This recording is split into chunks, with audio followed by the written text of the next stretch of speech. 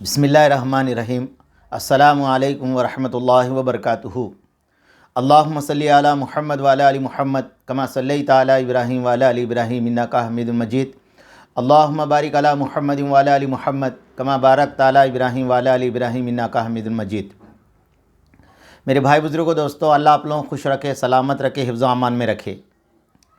اللہ آپ لوگوں کو خوش رکھے۔ آج میرا بات کرنے کا مقصد ہے، کل کے کورٹ نے یہ کہا کہ عورتوں کو مسجد میں جانے سے نہ روکے، مسجد کو آنے کی اجازت دے۔ میرے دوستو بزرگوں، شریعت نے عورتوں کو مسجد میں جانے سے نہیں روکا۔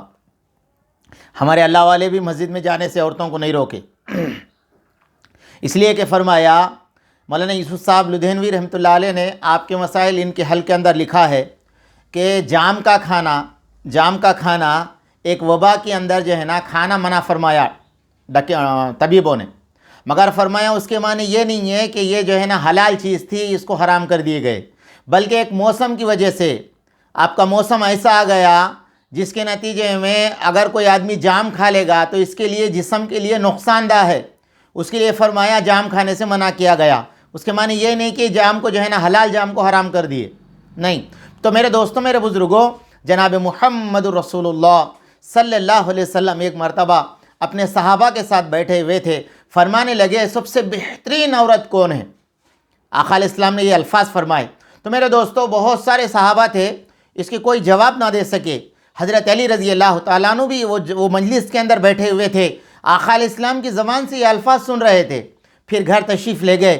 حضرت فاطمہ رضی اللہ تعالیٰ عنہ سے کہنے لگے، اللہ کے نبی جناب محمد صلی اللہ علیہ وسلم نے یہ فرمایا سب میں بہترین عورت کون ہے؟ تو حضرت فاطمہ رضی اللہ تعالیٰ نے فرمایا سب سے بہترین عورت وہ ہے غیر محرم اس کو نہ دیکھے، یہ غیر محرم کو نہ دیکھے، سب سے بہترین عورت وہ ہے۔ اب میرے دوستوں، میرے بزرگوں، حضرت علی رضی اللہ تعالیٰ نے فاطمہ کے یہ الفاظ سنے، سیدھا آقا علیہ السلام کی مجلس میں آ کے یہ الفاظ کہا۔ تو میرے دوستوں، اللہ کے نبی علیہ السلام بہت خوش ہوئے، پھر فرمایا، اے علی یہ الفاظ تمہیں کیسے معلوم ہوئے؟ فرمایا حضرت فاطمہ نے مجھے بتایا۔ تو اللہ کے نبی نے فرمایا وہ میرے کلیجے کا ٹکڑا ہے۔ دیکھو میرے دوستو، فرمایا عورت میرے دوستو ایک بہت قیمتی چیز ہے۔ اس لیے حضرت مولانا عقیل صاحب فرمایا کرتے تھے کہ آدمی گوشت لانے جا رہا تو تھیلی لے کے جا رہا، تو میرے دوستو عورت خالی گوشت کے ٹکڑے کے لیے آدمی تھیلی میں پیک کر کے لے کے جا رہا، عورت کروڑوں اربوں گنا میرے دوستو فضیلت والی ہے، اس کی قیمت بہت اعلیٰ ہے، اس کی بہت قیمت اعلیٰ ہے۔ اس لیے آقا علیہ السلام نے ارشاد فرمایا، ماں اگر کوئی عورت ماں ہے تو فرمایا اولاد کی وہ اس کے پیروں کے نیچے جنت ہے۔ کتنی بڑی بات فرمایا، کتنی بڑی بات فرمایا، عورت کے قدموں کے نیچے، ماں کے قدموں کے نیچے جنت ہے فرمایا۔ یہ ایک عورت کو اسلام نے ایک مقام دیا۔ اور میرے دوستوں، میرے بزرگوں، ایک غزوات کے اندر، ایک جنگ کے اندر فرمایا اس کا بیٹا مارے گیا، جوان بیٹا ایک خاتون کا، ایک صحابیہ کا مارا گیا۔ وہ آقا علیہ السلام کے پاس اپنی یہ تکلیف شکایت بولنے کے لیے آئی، تو پورے پردے میں ڈھکی ہوئی تھی، پورے پردے میں ڈھکی ہوئی۔ تو وہاں جو صحابہ بیٹھے ہوئے تھے انہوں نے کہنے لگے تیرا بیٹا ہے جنگ کے مارا گیا اور تو جو ہے نا پوری پردے میں ڈھکی ہوئی ہے۔ تو وہ جو خاتون تھی صحابی عورت نے یہ کہا کہ فرمایا میرا بیٹا فوت ہوا ہے، ابھی میرے حیا فوت نہیں ہوئی، ابھی میری حیا فوت نہیں ہوئی، حیا ابھی میری زندہ ہے۔ تو میرے دوستوں، ایک مرتبہ ایک بزرگ کے پاس ایک عورت آئی، خاتون بوڑھی ضعیف تھی۔ حالانکہ شریعت یہ کہتی ہے جو عورتیں بوڑھی ہو جائے ان کو پردہ بھی نہ کرے تو کوئی نقصان نہیں ہے، مگر میرے دوستوں اتنی عمر کے اندر آنے کے بعد بیعت کرنے کے لیے بزرگ ان کو پردے میں بٹھائے۔ وہ جو خاتون تھی ضعیفہ، وہ حضرت سے کہنے لگی حضرت آپ بھی بوڑھے ہیں، میں بھی بوڑھی ہوں، آپ مجھے جو ہے نا دیکھ کر جو ہے نا مجھے بیعت کے کلمات پڑھائیے سامنے بیٹھ کر۔ تو حضرت نے فرمایا بے شک تم بوڑھے ہو، میں بوڑھا ہوں، مگر ہماری شریعت، ہمارا اسلام بوڑھا نہیں ہے۔ دیکھو دوستو، اس لیے میرے دوستوں، میرے بزرگوں، یہ ہمارے بزرگان دین کی، ہماری بڑوں کی زندگی ہے ہمارے سامنے۔ اس لیے فرمایا کچھ باتیں جو حدیثیں ہیں کچھ میں آپ کے سامنے رکھوں گا، انشاءاللہ اللہ مجھے بھی عمل کی توفیق دے، اللہ آپ کو بھی دے۔ حضرت عبداللہ بن عمر رضی اللہ تعالیٰ عنہ، اللہ کے نبی علیہ السلام کا ارشاد نقل کرتے ہیں کہ حضور علیہ السلام نے ارشاد فرمایا اپنی عورتوں کو مسجد میں آنے سے نہ روکو، اپنی عورتوں کو مسجد میں آنے سے نہ روکو مگر ان کے لیے ان کا گھر بہتر ہے۔ یہ روا ابو درداء کی حدیث ہے مشکات شریف کی۔ اور میرے دوستوں، میرے بزرگوں، حضرت عبداللہ بن مسعود رضی اللہ عنہ روایت فرماتے ہیں، اللہ کے نبی نے فرمایا عورتوں کا اپنے گھر میں، اپنے کمرے میں نماز پڑھنا اپنے گھر کے چار دیواری میں نماز پڑھنے سے بہتر ہے، اور اپنی پچھلے کمرے میں نماز پڑھنا اگلے کمرے میں نماز پڑھنے سے بہتر ہے۔ یہ عبداللہ بن مسعود رضی اللہ تعالیٰ عنہ کی حدیث ہے۔ آقا علیہ السلام فرما رہے۔ اور میرے دوستو، مسند احمد میں حضرت سعدیہ رضی اللہ تعالیٰ عنہ فرماتی ہے کہ انہوں نے آقا علیہ السلام سے عرض کیا، میں آپ کے ساتھ نماز پڑھنے کو پسند کرتی ہوں۔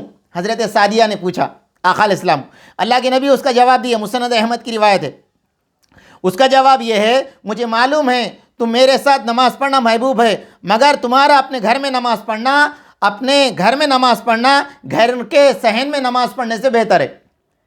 اپنے گھر میں نماز پڑھنا گھر کے صحن میں نماز پڑھنے سے بہتر ہے، گھر کے صحن میں نماز پڑھنا گھر کے احتیاط میں نماز پڑھنے سے بہتر ہے، اور احتیاط میں نماز پڑھنا اپنے محلے کی نماز پڑھنے سے بہتر ہے۔ اپنے محلے کی مسجد میں نماز پڑھنا میرے ساتھ نماز پڑھنے سے بہتر ہے۔ اللہ کے رسول کتنی بڑی بات بولے۔ راوی کہتے ہیں ام حمیدہ رضی اللہ تعالیٰ عنہ یہ سن کر اپنے گھر کے لوگوں کو جمع کیا، گھر کے سب لوگوں کو جمع کیا، سب سے تاریک جو روم تھا، یعنی جب سے آخری جو روم تھا، جب سے اندھیرا والا روم تھا، جو سب سے زیادہ پردے والا روم تھا، اس کو نماز کی جگہ بنا لی حضرت سعدیہ رضی اللہ تعالیٰ عنہ، اور چنانچہ ان کی ہدایت کے مطابق وہ بنا دیا گیا، وہ نماز وہاں پڑھا کرتی تھی یہاں تک کہ اللہ سے جا ملی، یہاں سے اللہ سے جا ملی۔ اس لیے حضرت یوسف صاحب لدھینوی نے لکھا ہے، عورتوں کے لیے نہ جماعت، نہ جمعہ، نہ عیدین شرط ہے، کچھ بھی نہیں ہے، ان کے لیے گھر ہی بہتر ہے، گھر بہتر ہے۔ اور جتنا ثواب آقا علیہ السلام نے اپنی زبان سے فرمایا، جتنا ثواب مردوں کو صفوں میں نماز پڑھنے کا ملتا ہے، اتنا ہی ثواب عورتوں کو گھر کے اندر نماز پڑھنے سے ملتا ہے، گھروں کے اندر نماز پڑھنے سے۔ اور حضرت ذوالفقار صاحب نے اپنی کتاب کے اندر لکھا، نماز کے اسرار الاموس کے اندر فرمایا، اللہ کل آخرت کے اندر ایک عورت کو بلائیں گے، پوچھیں گے تو نماز کیوں نہیں پڑھتی تھی؟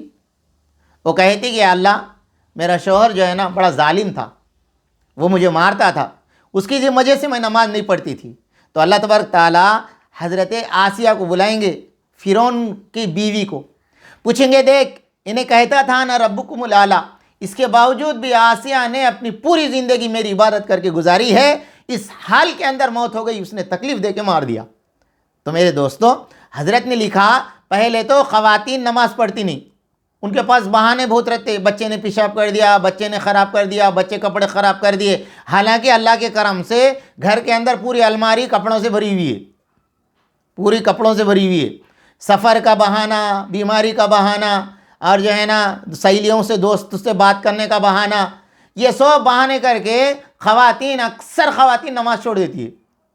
دیکھو میرے دوستو، پھر فرمایا ان سے بہتر کون سا ہے، یہاں تک کہ وہ اللہ سے جا ملی۔ ان حدیث پہ غور کرنے سے معلوم ہوتا آقا علیہ السلام کا منشا مبارک، حضرت صحابہ اکرام کا ذوق یہی تھا کہ اس کے بعد کوئی ایسی حالات نہ پیش آ جائے جو عورتیں بہانہ بنا کر جائے اور فساد برپا ہو جائے۔ حضرت ایک آخری واقعہ بول دے تو انشاءاللہ اس کے بعد بات ختم۔ حضرت شیخ الحدیث مولانا زکریا صاحب رحمۃ اللہ نے ایک واقعہ لکھے فضائل اعمال کے اندر۔ حضرت ابن عمر رضی اللہ تعالیٰ عنہ اپنے بیٹے سے کہنے لگے، تم عورتوں کو مسجد میں جانے سے منع نہ کرو۔ تو ان کے بیٹے کہنے لگے، ابا یہ عورتیں بہانہ بنائیں گی، پھر فساد برپا ہو جائیں گا۔ پھر اس کے بعد میں حضرت عمر رضی اللہ تعالیٰ نے اپنے بیٹے سے بات کرنے سے منع کر دیا، کہا کہ میں تجھے اللہ کے رسول کی حدیث سنایا، تو نے جو ہے نا میری بات کا انکار کر دیا، موت تک بات نہیں کرے دوستو، فضائل رمضان۔